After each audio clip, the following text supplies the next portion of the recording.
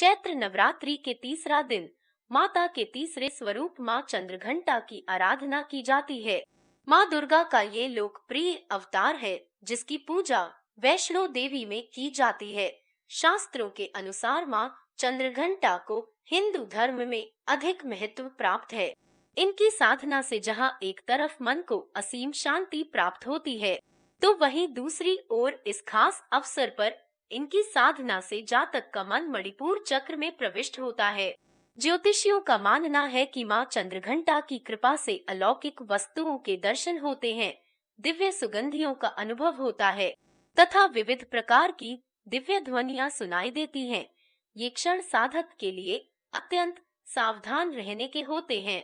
अब आप इतना तो जान ही चुके हैं कि आज मैं आपसे माता चंद्रघंटा के बारे में ही बात करने वाले हूँ। तो चलिए फिर देर किस बात की, बताते हैं आपके माता चंद्रघंटा के बारे में जो अपने भक्तों को देती है वरदान। यह जानने के लिए वीडियो को अंत तक देखें। शास्त्रों के अनुसार माँ चंद्रघंटा की आराधना से साधक में वीरता और निर्भयता के साथ ही सौम्यता और विनम्रता का विकास होता है। ये देवी कल्याणकारी है। माँ चंद्रघंटा व्यक्ति के मन पर स्वामित्व रखती है।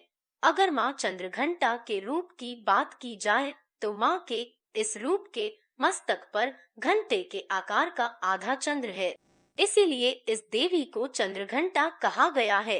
इनके शरीर का रंग सोने के समान बहुत चमकीला है।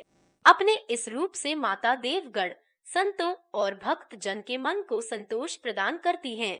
माँ चंद्रघंटा अपने प्रिय वाहन सिंह पर बैठकर होकर अपने 10 हाथों में खड्ग, तलवार, ढाल, गदा, पाश, त्रिशूल, चक्र, धनुष भरे हुए तरकश लिए मंद मंद मुस्कुरा रही होती हैं। माँ चंद्रघंटा की पूजा करने से जातक के सभी पाप नष्ट हो जाते हैं और जन्म जन्मी का डर खत्म हो जाता है और जातक निर्भय बन जाता है। धार्मिक ग्रंथों में इनसे जुड़ी पौराणिक कथा की बात करें तो प्राचीन समय में देवताओं और असुरों के बीच लंबे समय तक युद्ध चला। असुरों का स्वामी महिषासुर था और देवताओं के स्वामी इंद्र थे। महिषासुर ने देवताओं पर विजय प्राप्त कर इंद्र का सिंहासन हासिल कर लिया और स्वर्गलोक पर राज करने लगा। इसे देखकर सभी देवतागण परेशान हो गए और इस समस्या से निकलने का उपाय जानने के लिए त्रिदेव ब्रह्मा, विष्णु और महेश के पास गए। देवताओं ने बताया कि महिषासुर ने इंद्र, चंद्र, सूर्य, वायु और अन्य देवताओं के सभी अधिकार छीन लिए हैं और उन्हें बंधक बनाकर स्वर्गलोक का राजा बन गया है। देवताओं ने बताया कि महिषासुर के अत्याचार के कारण अब देवता पृथ्वी पर विचरण कर रहे हैं और स्वर्ग में उनके लिए कोई जगह नहीं है। ये सुनकर ब्रह्मा, विष्णु और भगवान शंकर को बहुत गुस्सा आया। तीनों देवता के गुस्से की कोई सीमा नहीं थी। गुस्से की वजह से तीनों के मुख से ऊर्जा उत्पन्न हुई और देवगणों के शरीर से निकली ऊर्जा भी उस ऊर्जा से जाकर मिल गई।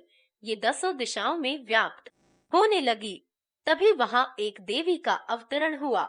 भगवान शंकर ने देवी को त्रिशूल और भगवान विष्णु ने चक्र प्रदान किया। इसी प्रकार अन्य देवी देवताओं ने भी माता के हाथों में अस्त्र शस्त्र सजा दिए। इंद्र ने भी अपना वज्र और ऐरावत हाथी से उतरकर एक घंटा दिया। सूर्य ने अपना तेज और तलवार दिया और सवारी के लिए शेर दिया। तभी उनका नाम चंद्रघंटा पड़ा। अब देवी महिषासुर से युद्ध के लिए पूरी तरह से तैयार थी। उनका विशालकाय रूप देखकर महिषासुर ये समझ गया कि अब उसका काल आ गया है। महिषासुर ने अपनी सेना को देवी पर हमला करने को कहा। अन्य दैत्य और दानवों के दल भी युद्ध में कूद पड़े, लेकिन देवी ने एक ही झटके में दानवों का संहार कर दिया। इस युद्ध में महिषासुर तो मारा ही गया, साथ में अन्य बड़े दानवों और राक्षसों का भी संहार माँ के हाथों कर दिया। इस तरह माँ ने सभी देवताओं को असुरों से मुक्ति दिलाई। ये है माँ चंद्रघंटा माता की कहानी।